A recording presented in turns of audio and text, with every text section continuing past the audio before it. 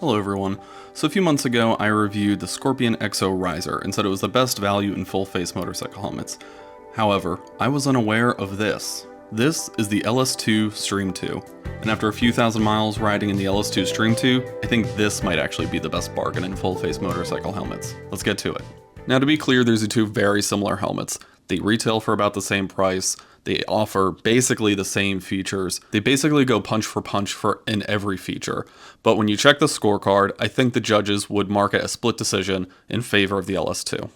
Let's start off with comfort. I think the LS2 is very comfortable. To be fair, I think both of those helmets are very comfortable, the LS2 and the Scorpion XO Riser. The head shape of this helmet is an intermediate oval, so it's going to fit most American heads. And after wearing it for a few thousand miles now, it has broken in, but it hasn't lost its very snug and comforting feel. I will say the LS2 does squeeze my cheeks a little bit more than any other helmet does.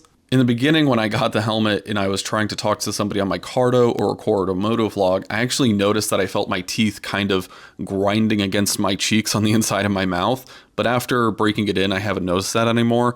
But it is something to be aware of. If you have a very round, plump face, you may notice the cheek pads are squishing them quite a bit. But to be honest, I kind of like that. It feels like the helmet is really holding on quite tight, and I think in the event of a crash, that would be a good thing. Let's talk about airflow. So this helmet has some of the best airflow versus noise ratio that I've noticed of any helmet. It seems like that's a very big trade-off, right? The more airflow you get in, the more wind noise you're going to get, and there's kind of a balance to strike there. And I think the Stream II really nails it. There is a decent bit of wind noise, but the vent on the bottom lets in a lot of good air, on the lower half of your face, and the vent up top is hands down just the best experience I have had from an upper vent. I've never noticed if the vents are open or closed on any helmet that I wore, except after maybe 15 or 30 minutes if they're closed, I'm like, my head's a bit warm. And then I'm like, oh, my vents are closed. This helmet, I can actually feel the wind rushing in through that top vent. And it's not so much that you're like, it's getting really noisy, but I can actually feel the wind coming in and brushing against the hair on the top of my head. And that feels really nice and refreshing on a hot day. To be said also, if you close all the vents on the helmet, it can still keep you warm. So I've been riding it around in 40-degree weather here in Maryland, and I've been totally fine. Obviously, you're going to want to wear a balaclava or some other kind of headgear, but if you're doing that, I think you'll be totally fine. There is also a chin curtain, and that can help cut out some of the cold air, but I always take the chin curtain out because I just like the fresh air coming in. There is also a kind of nose guard or cover. I'm not sure what that's supposed to be called, but the helmet also does have one of those. I've been keeping that in because it does help reduce fogging on the visor. Speaking of the visor, let's talk about the visors. First thing to note, if you are going to replace this visor or do any modifications or swap it out for a tinted one, whatever, this is hands down the easiest visor swap out you will ever do. You basically hold two buttons, pop it out. It takes a matter of seconds to remove and re-add this visor to the helmet. I didn't look up instructions. I looked at the mechanism, popped it off, did what I need to do, and popped the visor back in. It was fantastic. The basic clarity on the visor is also very good. I feel like any respectable helmet brand nowadays should have a nice clear visor, and this one has no weird optical warping or anything of that sort. It is also pin lock ready, and I would say, I think if you're going to be riding around in like sub 45-degree weather, you really should get a pin lock visor for the helmet because it's just going to fog up so much. You'll have to keep it cracked, and then you're going to have the super cold air rushing into your face. Your eyes are going to water. It's not a good time. Get the pin lock visor into that helmet. It's going to help you so much. I'm so glad I did it. The sun visor is also very good. It uses a cable mechanism to pull it down and also push it back up. It feels really sturdy. I'm not worried about it breaking. The only thing that I can knock against the sun visor is it's a little bit too purplish tinted for my taste, which isn't a big deal. Really, the thing that I would knock most with the helmet is just the tint is a little bit too light on the sun visor.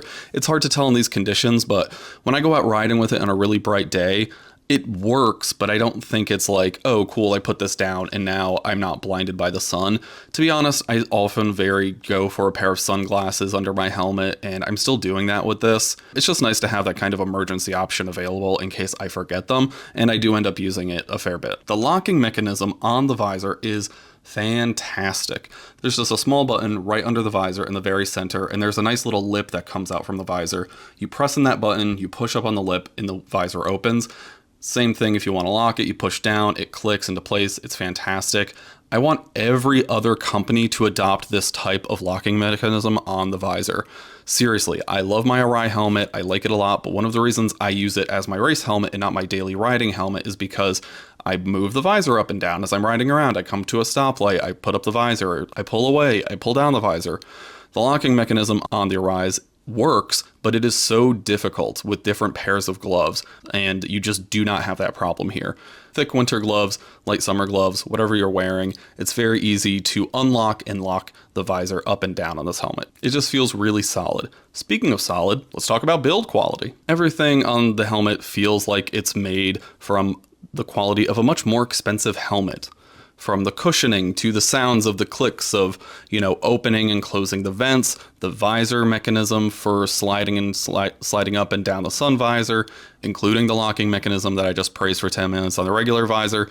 The build quality, I really don't have any concerns about. Everything feels super sturdy. You're not getting any weird wind coming in with all of the vents shut. Everything has really tight tolerances and feels like it's made to last, and I really like that. Something else I really like, safety.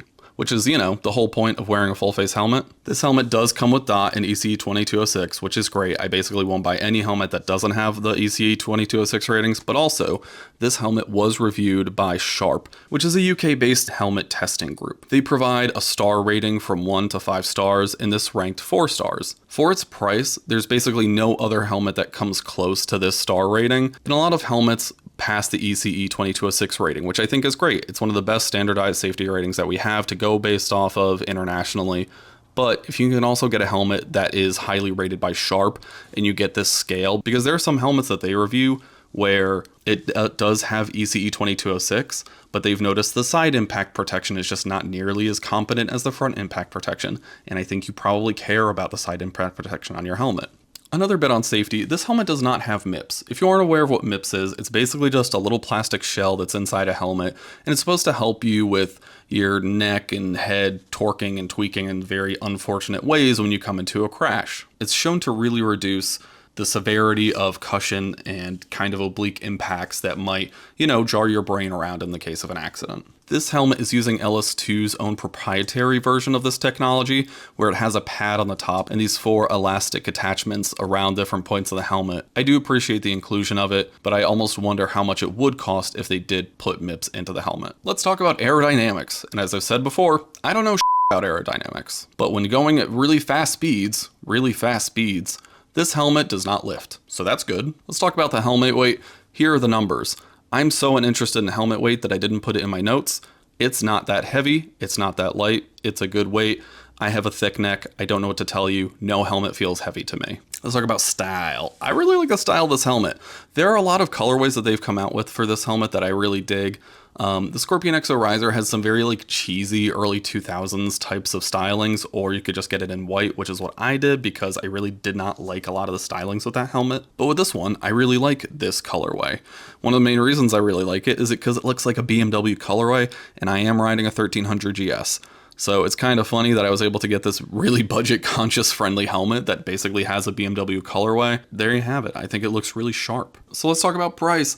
It is under $200. It's $169 on Revzilla right now. That basically matches the Scorpion XO Riser that I reviewed. So it's obviously really good value for money. If you were looking between these two helmets and trying to decide which one to get, I would honestly not hesitate in recommending this one over the Scorpion. That being said, I don't think the Scorpion's a bad helmet. It is a little bit quieter, and I actually use that helmet for doing all of my test footage. So whenever I go and test ride a bike for a review, that's the helmet that I'm using because it's super quiet. There's no wind noise, but also that means that I think the airflow is just a little bit worse in that helmet that is in this one. So if you are going to be using it for vlogging, maybe go with the Scorpion, but if you're not concerned about that, I think the trade-off between airflow and noise is better here. You just get better airflow across the board on this helmet, and for me, somebody who sweats too much, that's nice. I think it's pretty clear at this point, but my verdict on should you buy this, do I recommend it? Obviously, yes. I think it's a great helmet. It's really good value for money. I think it looks really sharp. Again, I don't think I actually would have bought this helmet if I didn't see this colorway and was just impressed. I was just browsing helmets that had the ECE 2206 ratings that were under $200 and thinking, do I need another helmet? And then I saw this colorway and I thought, yeah, I want that helmet. And lo and behold, it's a fantastic deal. The build quality is great. The fit is good. And yeah, I just think it's solid. Alright everybody, that's going to do it. If you haven't subscribed, please consider doing so. I'm trying to hit 500 subs before the end of the year here on YouTube, and that would be great. I put out a new video every week, test riding bikes, reviewing gear, all that good stuff, so if you want to see more of that, definitely hit subscribe. I hope this was helpful. Until next time, peace, keep 2 wheels down, see you later.